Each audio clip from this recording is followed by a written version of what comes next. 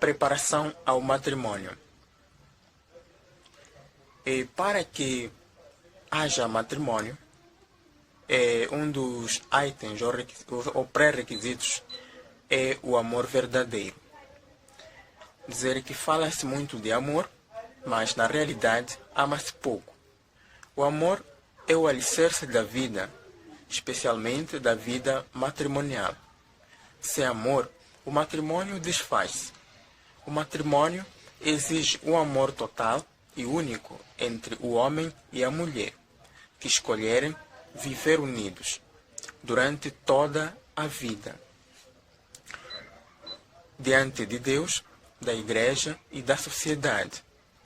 Amor e doação recíproca podem requerer sacrifício e renúncia. A seguir, vêm os direitos e deveres. Os noivos devem preocupar-se da felicidade recíproca. Se não se baseiam neste princípio e só pensam na própria felicidade, não conseguirão manter vivo o amor que prometeram e serão infelizes. Então, tanto os deveres do matrimônio, como dizia no item abaixo, a seguir vem o amor total. O matrimônio exige união física, comunhão de vontade, de pensamentos e de coração. O amor matrimonial deve ser doação total da alma e do corpo. Este amor não é nem angélico nem animal, é humano.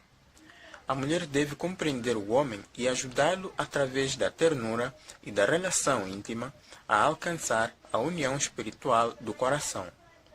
O homem deve, com delicadeza, ternura e amor espiritual, levar a mulher à relação física. Doação. Amar é querer o bem do outro. A doação matrimonial exprime bem a plenitude da doação total da alma e do corpo. Quem ama ser amado erra em querer casar com a pessoa que não lhe quer corresponder.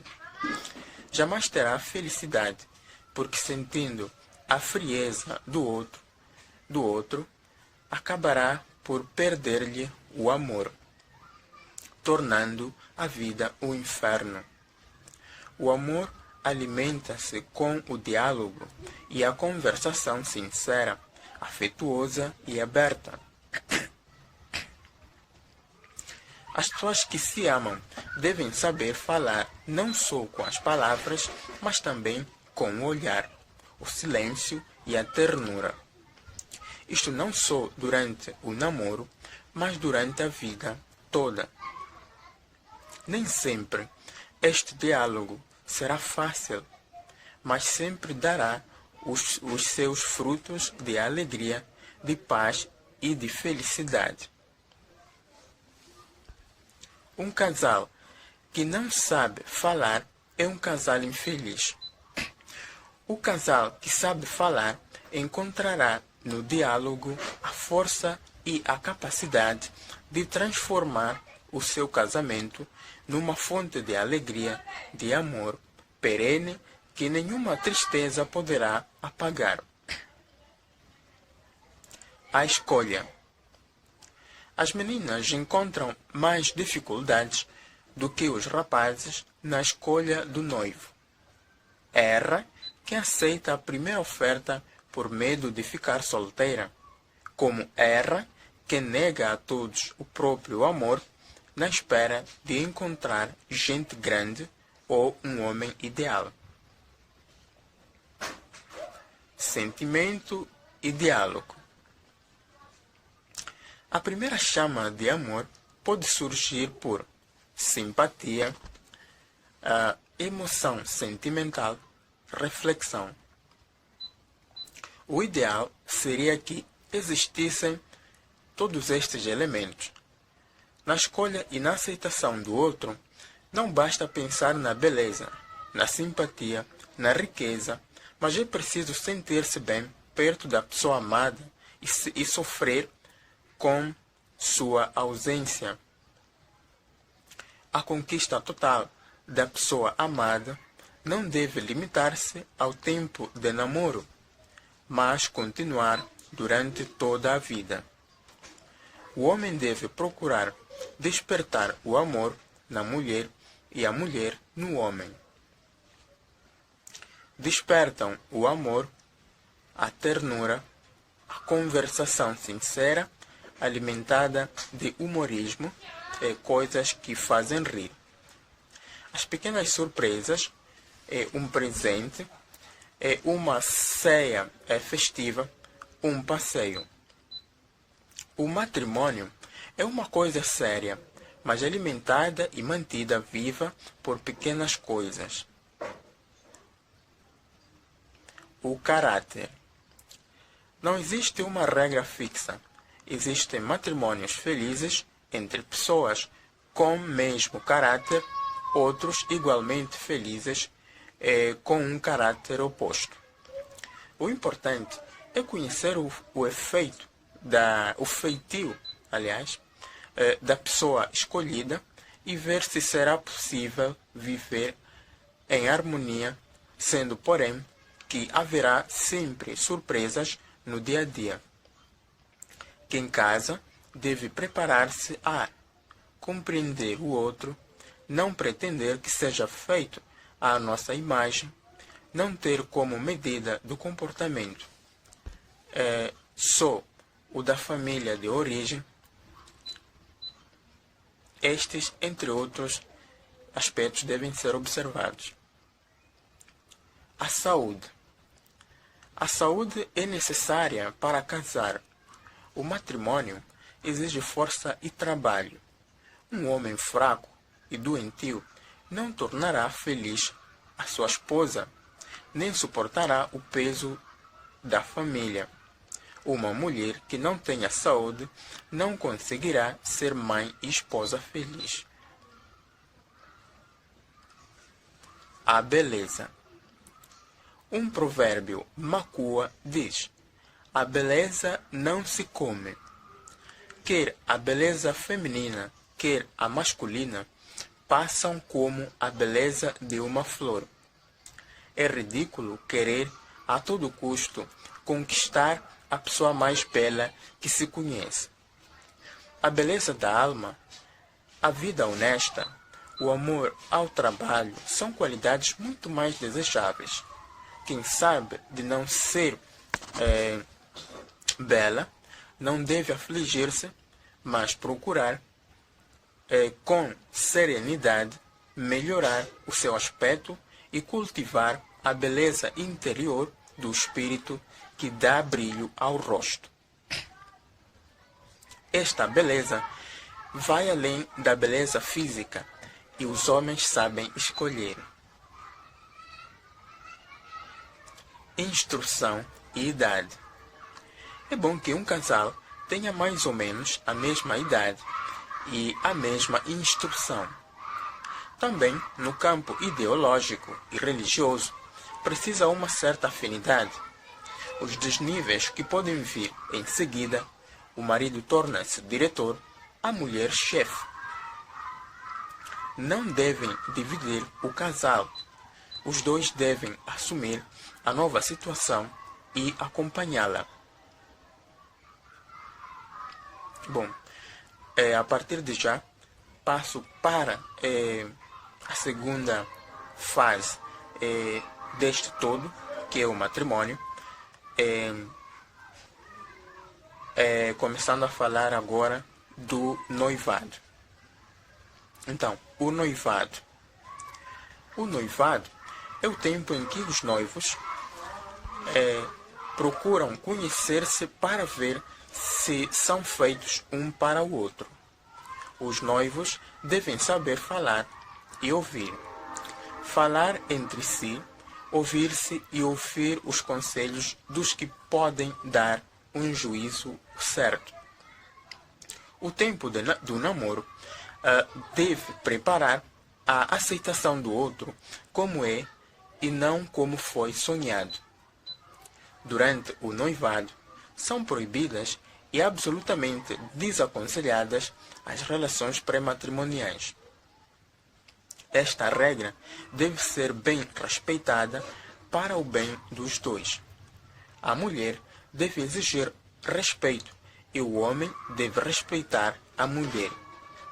O matrimônio de prova não resolve nenhum problema futuro. Aliás, cria dificuldade porque a relação amorosa pode terminar sem chegar ao casamento. Que direito tem o homem de possuir a mulher que não será sua? E que dignidade tem a mulher que se oferece a um homem que pode abandoná-la de um momento para o outro? Nestes casos, onde está o amor?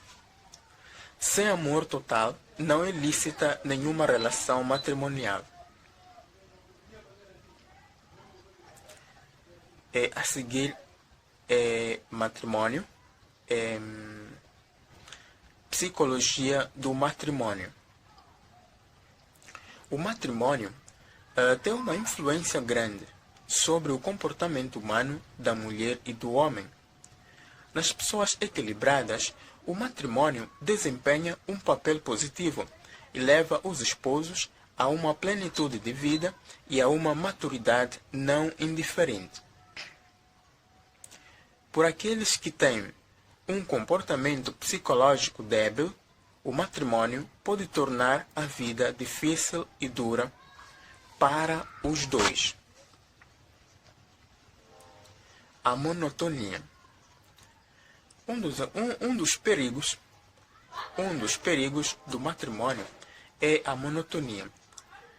É dever dos esposos procurar, todos os dias, a maneira de manter viva a chama do amor e não deixar cair o entusiasmo.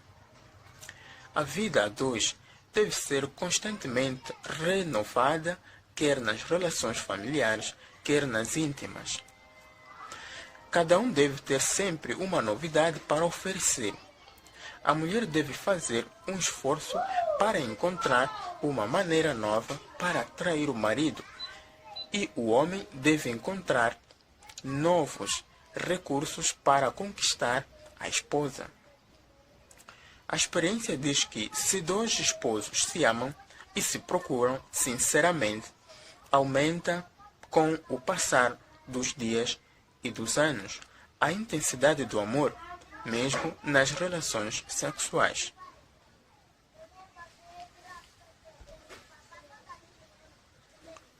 O amor deve continuar. Os filhos são a alegria da família, mas, às vezes, podem causar dificuldade nas relações dos esposos. A mulher, muitas vezes, por amor dos filhos, descuida o marido, não trata do asseio da sua pessoa, pensa que já tem tudo. Erra. É necessário que os esposos continuem a ter à sua disposição momentos de intimidade e de distensão. É necessário que possam, às vezes, ficar sozinhos como dois noivos. Os filhos, vendo os pais que são amigos, ficam bem impressionados. Sentem que eles são fruto não de paixão, mas de um amor autêntico e duradouro. Matrimônio, sacramento. O laço matrimonial dos batizados é sacramento. Se for celebrado diante da igreja, quer dizer que o próprio matrimônio é sinal de sagrado, pelo qual Cristo está presente nos esposos com seu espírito e sua ajuda. Sacramento não é a liturgia em si, mas a vontade manifesta de cada um dos dois querer pertencer ao outro no amor e na felicidade até a morte. Pela graça do sacramento, tudo o que os esposos fazem no terreno do amor, da ternura, da entrega mútua, torna-se para eles fonte de graça, presença de Cristo, vida de união com Deus. Para contrair o sacramento do matrimônio, é necessário ser isentos de impedimentos.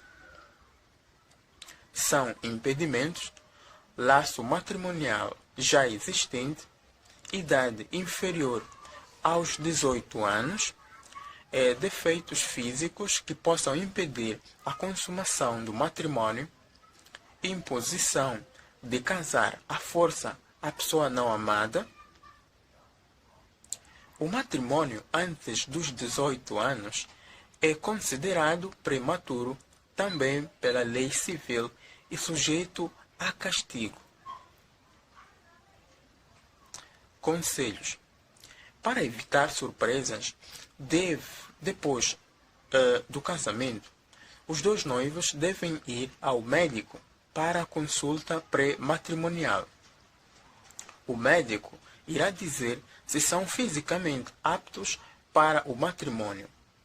Se obrigados a casar, uma pessoa que não amamos, ter a coragem de dizer ao padre, ao administrador e, em casos extremos, dizer não quero, mesmo no altar ou no registro civil. Matrimônio cristão. O matrimônio cristão é uno e indissolúvel. Uno, união de um só homem com uma só mulher. Indissolúvel, os dois entregam-se um ao outro durante toda a vida, totalmente nas horas alegres e nas horas difíceis. O amor exige fidelidade. A moral cristã condena o adultério, ir com outro homem ou outra mulher, o abandono, não seguir o marido, deixar a mulher, o divórcio, separar-se e casar com outro. Marido e mulher, pelo sacramento, formam um só corpo diante de Deus, da Igreja, da sociedade. Não podem separar-se. Devem viver unidos e formar com os filhos uma comunidade de amor, a igreja doméstica. Vida a dois. O dia do casamento é sempre desejado como um grande dia, o ponto de chegada de muitos sonhos. Pode acontecer que os primeiros dias e os primeiros tempos reservem, além da felicidade, uma parte de dor, assim é que é, devido ao esforço para se adaptar à nova realidade, à nova vida. Até as primeiras relações podem causar dificuldade. Não é para admirar. Prosseguir no esforço, com confiança e amor. Se houver dificuldades reais e insuportáveis, falar abertamente à pessoa competente. Padre, doutor, enfermeira, padrinhos, animadores do casamento, conforme a natureza da dificuldade, sem esquecer a experiência dos pais. Defender o amor. O marido e a mulher devem amar-se antes de tudo entre eles. Os pais, os parentes devem vir depois. A mulher deve seguir o marido e o marido não deve abandonar a mulher. Esta é lei natural, civil, cristã. Isso não quer dizer esquecer os pais. Se, porém, para fazê-los contentes, deve renunciar à minha nova família, precisa ter coragem e preferir o casamento. Amor e fecundidade. Os fins do matrimônio são dois: amor e fecundidade. Toda a vida humana é ou deveria ser dar e receber, servir e ser servidos, amar e ser amados. No matrimônio, esta entreajuda é lei, fim e segredo da felicidade. O recíproco dar e receber abrange toda a vida até a relação sexual, que é fonte de alegria e de íntimo bem-estar. É dever dos esposos cultivar e defender o amor durante toda a vida.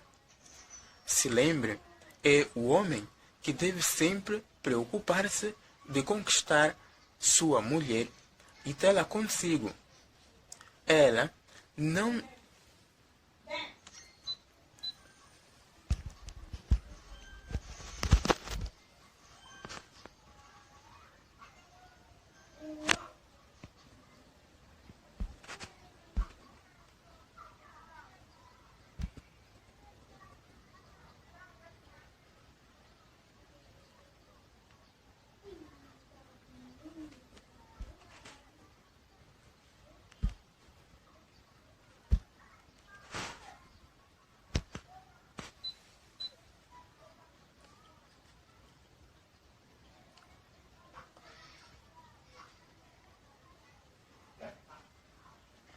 dizia, é dever dos esposos cultivar e defender o amor durante toda a vida.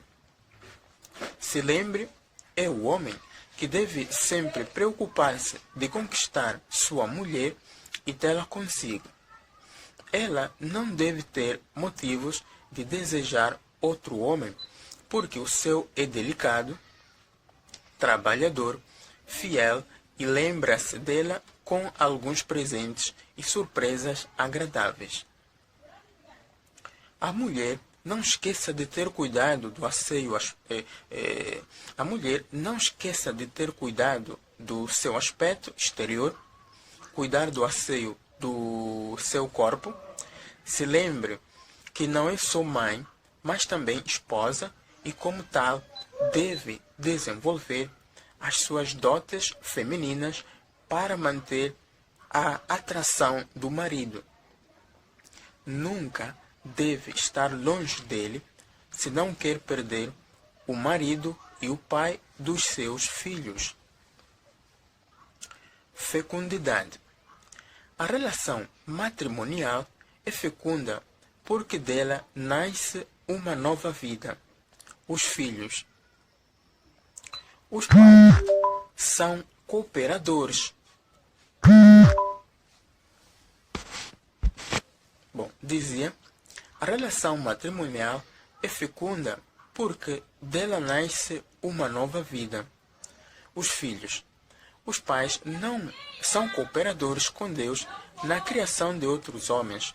Esta cooperação só é lícita no matrimônio, porque só uma família legitimamente constituída tem a possibilidade de imitar Deus, Criador, o qual, antes de criar o homem, preparou a terra capaz de recebê-lo e instituiu a comunidade conjugal para a criação dos homens.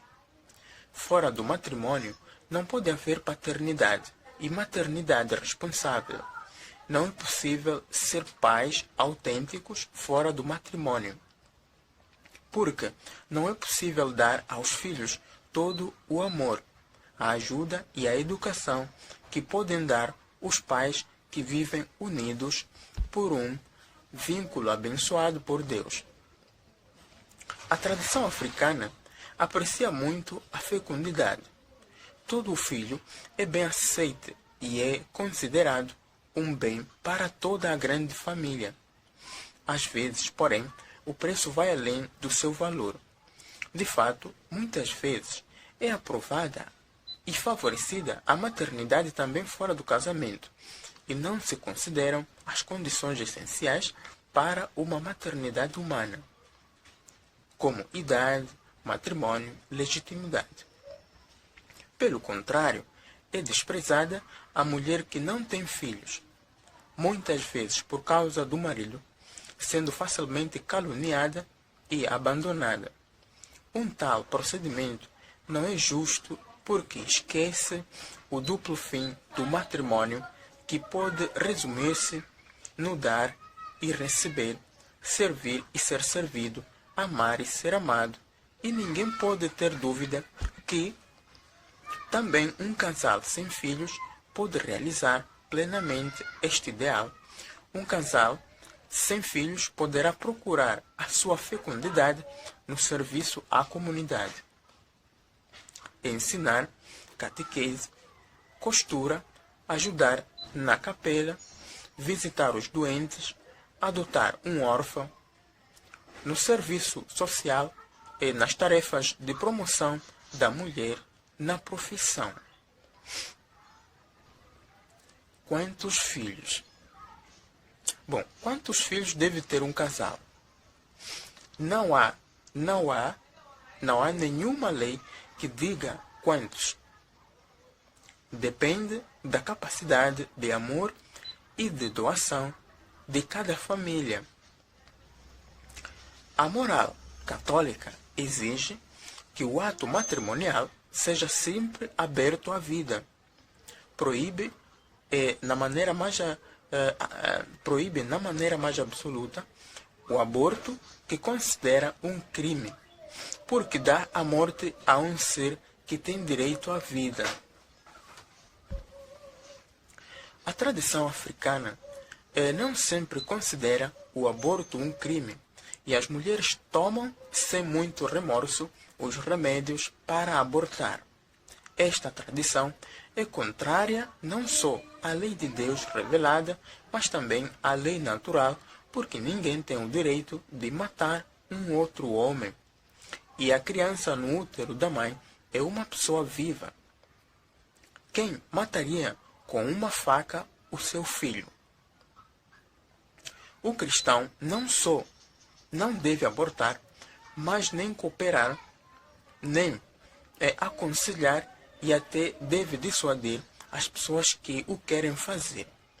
Quem aborta ou colabora no aborto peca gravissimamente e é condenado pela lei civil. Métodos antifecundativos.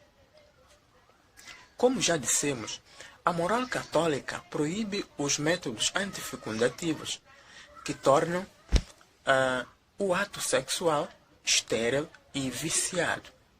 Também a ciência médica, em geral, condena estas atitudes, que podem prejudicar a saúde e o equilíbrio psíquico do homem e especialmente da mulher. Os progestativos, que são remédios antifecundativos que a mulher pode tomar para não ter filhos. Os progestativos suspendem a ovulação e, portanto, a fecundidade feminina. Se forem tomados e com a máxima regularidade, podem prejudicar e muito a saúde da mulher. A moral católica acerca do uso dos progestativos diz: é lícito tomá-los como remédio para curar algumas doenças. É lícito tomá-los durante o período em que a mãe amamenta, porque deveria ser um período natural de esterilidade. Digo, de 8 a 10 meses depois de ter dado à luz. Não é lícito tomá-los em períodos normais só por não querer, egoisticamente, ter filhos. O uso dos progestativos pode prejudicar a saúde dos filhos que nascerão depois da suspensão do remédio. Esperar 3 meses depois do tratamento, se quiser de novo ter filhos. Continência periódica. A continência periódica consiste em limitar as relações sexuais aos dias infecundos. A Igreja, a Igreja reconhece a liceidade deste método, o que, porém, nem sempre dá resultado, especialmente se a mulher tiver um ciclo menstrual irregular. Para conhecer as regras práticas deste método, recorrer ao conselho médico ou de outra pessoa competente, parteira, irmã, enfermeira. Método natural para o planeamento familiar. A fertilidade da mulher depende da presença de um óvulo maduro, e esse período fértil tem um sinal infalível: o muco. O óvulo maduro só pode estar presente na mulher durante o período fértil, ou seja, durante o período do muco mais 3 dias. Sendo assim, o casal que escolher esse método da ovulação para planeamento familiar não deve ter relações sexuais durante esse período de fertilidade, isto é, durante o período do muco mais 3 dias. Continência absoluta. A abolição total das relações matrimoniais como método antifecundativo prejudica fortemente o amor e a união familiar. A lei tribal que impõe, depois do parto, uma abstinência muito prolongada, não é aconselhada e é causa de infidelidade por parte do homem. O amor dos esposos é cumulado de bênçãos, amor nascido da fonte divina da caridade e formado à imagem de sua união com a Igreja. Jesus permanece com eles, para assim como ele amou a Igreja e se entregou a ela, também os esposos, com a mútua entrega, se amem em perpétua fidelidade.